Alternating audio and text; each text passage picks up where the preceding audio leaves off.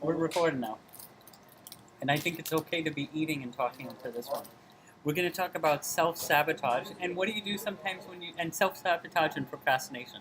Have you ever noticed when you need to do something important, what do you start doing? I go at it and do it. But you're eating, right? We're not going to tell you where we are. All right? But what do? You actually eat, right? Sometimes you have uncomfortable feelings around doing something. And so what do? You eat.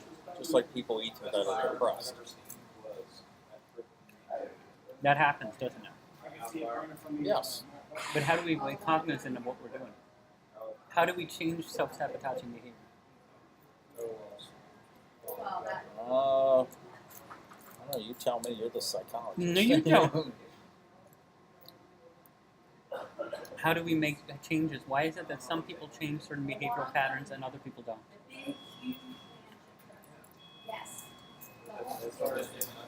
Because other people are more motivated to improve their life. They're more driven.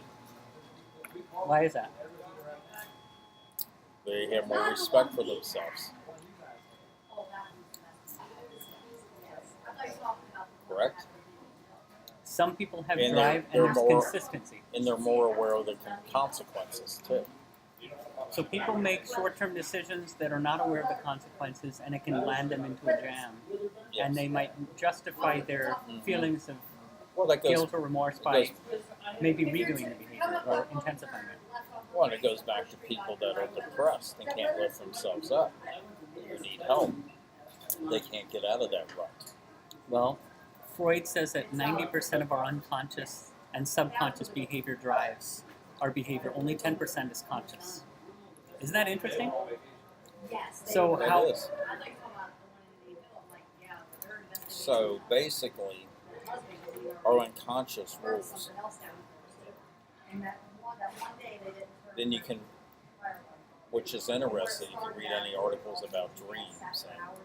I do teach a lot of units on dreams and And, dream analysis. So what? Tell us more about that. Tell everyone. well, every dream you have is telling a story and a thought process in your brain. It's amazing how many times you wake up from a dream and can't remember. Did you ever have a dream where it was so good you were mad when you woke up? Well, that's a lucid dream, yeah, that you might have had. Sure. Yeah. I mean, it's so good, And then there's the dreams. I don't know, I rarely have nightmares or anything like that, but it's amazing how you wake up from dreams and don't remember.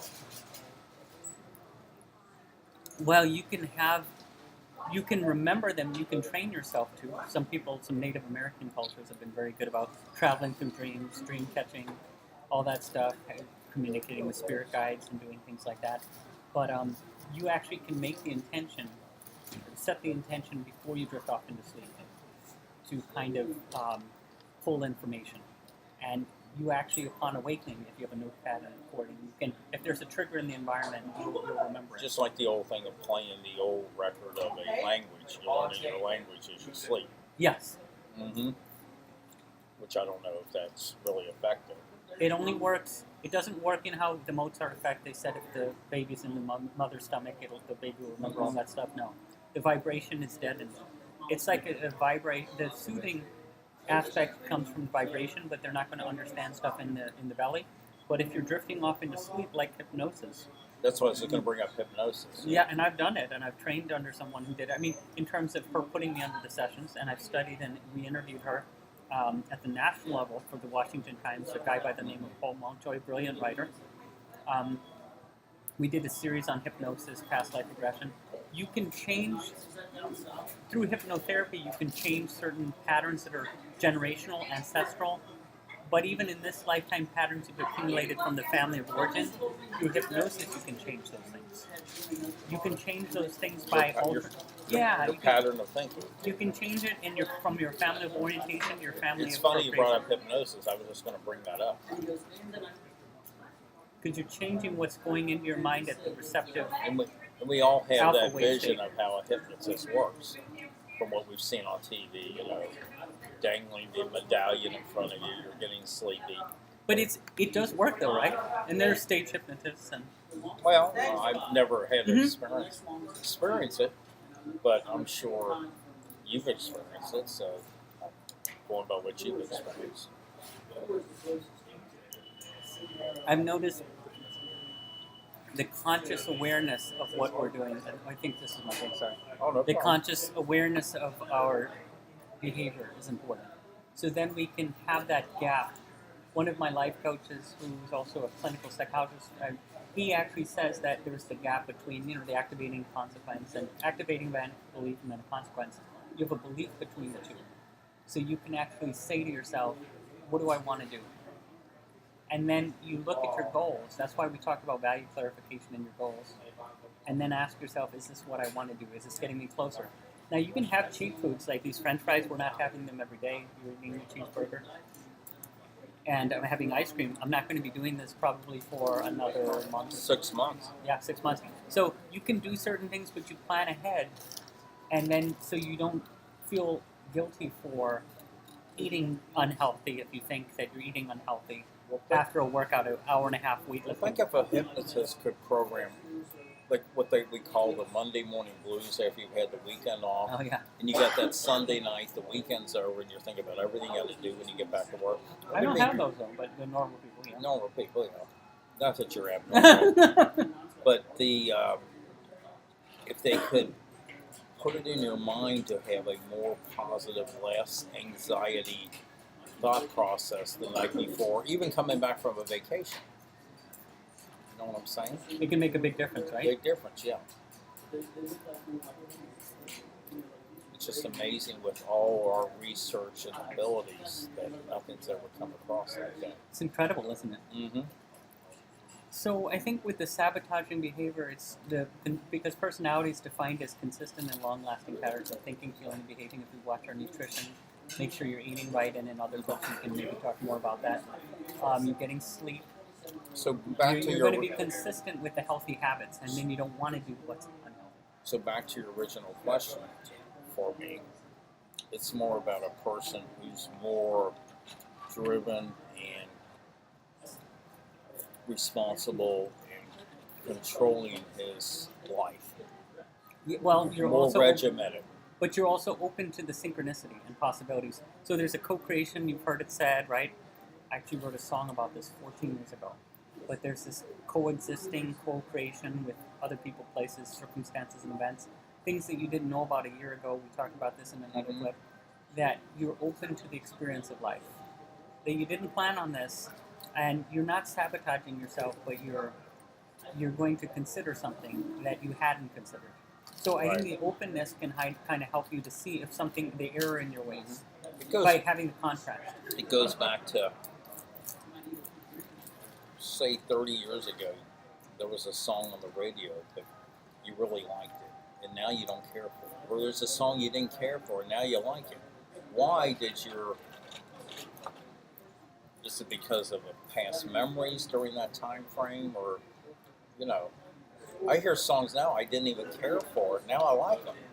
Then I hear songs that I really loved, and now I don't care for them. Research shows that if you have a slight dislike or neutral liking towards something, you'll intensify the liking. It'll increase the more with the repetition from your Or if you haven't heard it in a while, then all of a sudden you hear it's fresh again. So are you saying and you're listening to it in a different context. You're listening to it in a context. Hey, that brings back a memory when I was in high school. So does it bring back the sabotaging memory, or a positive memory? So what about sabotage behavior? So how do we separate something that we're not sure about from? Isn't sabotage behavior self-inflicting? You just said subconscious a while ago. Yes. So, I mean, are they both? Are they one and the same? Are they a combination? I think you have to, and I was thinking about this before recording this with you, right? As we started recording. I think we have to be able to be open to the idea that what is our value set that's measuring whether what we're doing is helpful or not. I counseled somebody years ago that had a video game addiction. His father was a group leader at a motivational seminar that I belonged to. He needed help. And it was interesting. He said that he basically said that, he made the changes. We talked about things. but he wasn't aware of the fact that what he was doing was sabotaging. Like there are consequences when your role is not carried out. If you have somebody leaving you, something doesn't happen at a job where you're let go for reasons of not even showing up to work or something, let's just say, or any other areas where the responsibilities aren't being met, that's sabotaging behavior. There's a criteria, there's a visible effect. Sometimes we could be sabotaging ourselves in private. And then there's an outcome from sabotaging. It's a quiet kind of thing that Well, people don't know about. Will the self-pity sabotage you? Feeling sorry for yourself, does that sabotage you? What do you think? I think it does. Because Explain. it affects you. Well, if you're into self-pity and feeling sorry for yourself, you're Louder. not trying to Louder. improve yourself. You're bringing yourself down. It's easier to bring yourself down because you can get trapped into the victim thinking. Yeah, and I've never been like that. Why not? What have you done differently to change your thinking? I was always raised with a positive attitude. What does it take to have a positive attitude in life? Being raised to be responsible, be accountable for your own actions, being disciplined properly. Can discipline, if you know what to do and be disciplined, can it overcome procrastination? No, because we all have different personalities. It just depends on the situation. What would you say to the viewers? Let's say somebody doesn't want to study or do something. They don't want to go to work, or they're late to work or something. Actually, I know somebody who's going through that with her husband of 25 years now. All of a sudden, A relationship issue? Yeah. Explain. He doesn't want to do anything with her or her sons. He doesn't want to go to work. He doesn't want to do anything. He's pretty much given up on life, and she's wondering what the heck happened to him. Why? She can't put her finger on it, but he expects her to pay all the bills now. She can't make any sense with him, and I said he must have some type of chemical imbalance. Some people can enable and rescue others too, right? Right. You always hear about that. True. The enablers are terrible. People enable their children. You can enable your spouse if you're married. You can enable your coworkers. So how do we hold people accountable?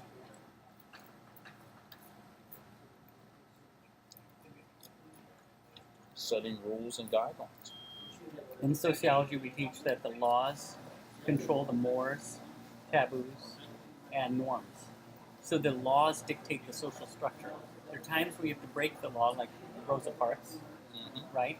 And there are things that you have to do that are like if they're not just, you might have to stand up. So what is moral, legality and morality aren't always the same in certain societies. In certain societies, if someone's an adulterer, they can get stoned to death. So there's different, and whereas here we'd be like, why are you doing that? So morality and legality are intertwined, and that shapes thinking. And so if people are rebelling, whether for identity or other reasons, we could go into a whole host of models, then we know that the rebellion might be a form of sabotage for themselves or society. And so what's interesting is to look at it from a micro level and macro level perspective, or even between both, and see that, okay, what do I want to do? What are my values? What did I say that I wanted? How committed am I to that? Putting together what we talked about in the other video. Back into commitment again. Yeah, Yes. in the risk-taking video we talked about that.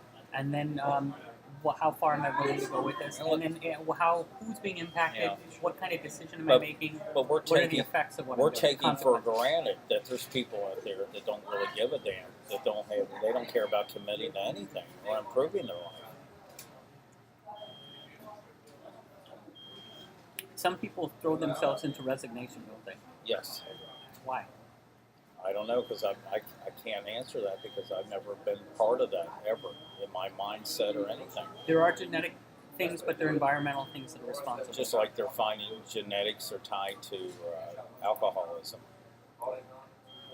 Genetics are being tied to a lot of things. It's the environment you're raised in too, your family environment. Explain. It's pretty simple, pretty basic.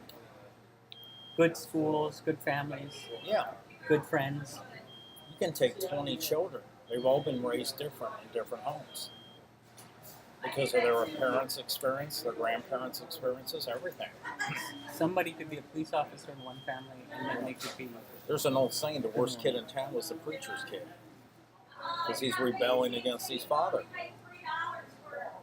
Or mother. or mother. Sure, sure. So that's interesting. So It's the rebellion can lead to the sabotage. It's back to what you can't have, you want. Basically, if your dad's the preacher in town, he's considered the number one typical great guy of the town because he's the minister, Mr. Perfect.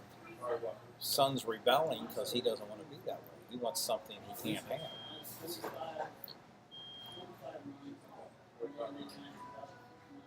Oh, there's so many avenues you could look into, you know. I mean, everybody's raising their children different anyway, when you say.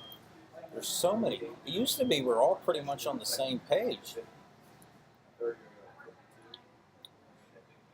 But I think that the present moment is analyzing your history and seeing where you want to go into the future. That allows you to change. How many times have you heard of like people that have been criminals that have changed or rebuilt their lives? And Yes. I actually took my students once, many years ago. We had a lawyer who was a department chair at one of the colleges where I taught, and they took us to a maximum. She arranged it through the community services director, and the community services director said 1 out of 11 people do time in the prison, and we had 11 students in the class, something like that, and everyone didn't say anything, and then he left. He left the room, and she stood up and she says, "My husband, then now husband, had been in, and she had been in trouble through the husband, but just by being an accessory to something with drugs. Sure. But what it was just like an example, and she had done time, but she didn't want to say it in front of the community services director, and this is something she normally would not have done. She didn't do anything, didn't know that this would had happened. And I don't know if that was her husband or the idea was that it was the boyfriend or whoever it was at the time. But the point was, in the prison, we went to a prison and they took us on a field trip. So it's the same director. This guy seemed like a model citizen, but he had a past of sabotaging behaviors, procrastination, all these things. He was in there for murder, and they couldn't tell us why he was there until he left. They didn't want any kind of bias. Like, everyone's like, he should be released. He's a Christian, he's done this, he's done that, a role model, he's helped the inmates, the newer ones, so he changed his life around. But people are still seeing the actions, the double homicide that he did. So it's interesting to see, which obviously they're going to be. You see the same argument around Stanley Tookie Williams. He didn't get granted clemency. Remember, he started the gang, one of the gangs out in California. But what did he do? He wrote children's books for anti-gang things, but how do you tell the victim's family? Are these people passive aggressive? You mean in terms of their behavior? Well, what I'm saying is somebody can be remodeled or change their sabotaging behaviors, but still be labeled. Becker's labeling theory says that they might be the behavior is done, but if I see you in that light, then even if you're changed, I'm still going to think you're a sabotager, procrastinator, murderer, it goes, or this or whatever. It goes back to how media is so powerful today. You're accused of something, but since you are even accused, and it's on every media outlet in the country and every newspaper or 24-hour news, right? Even if you're proved guilt or innocent, that's still on people. It's still tattooed to you. Oh yes. Yes. Yes. Because we now have that perception that it's still in the back of your mind that it could be, you're exactly right. So the labeling theory, there's also the self-fulfilling prophecy, looking glass theory, right? So anymore, if you're accused of something in this country, by the time the media gets a hold of it, they drag you across the coals, you're pretty much done. Well, even if somebody's innocent, you've seen cases where the 25 years for something they didn't do and then DNA analysis. Well, sure, exactly. But the idea of sabotaging behavior is very interesting then, because from a macro level perspective, we might change. We think that somebody's a sabotager, or somebody's this, or somebody's a procrastinator, or somebody's that doesn't have their life together, or they're a mess. But we might be labeling them that way.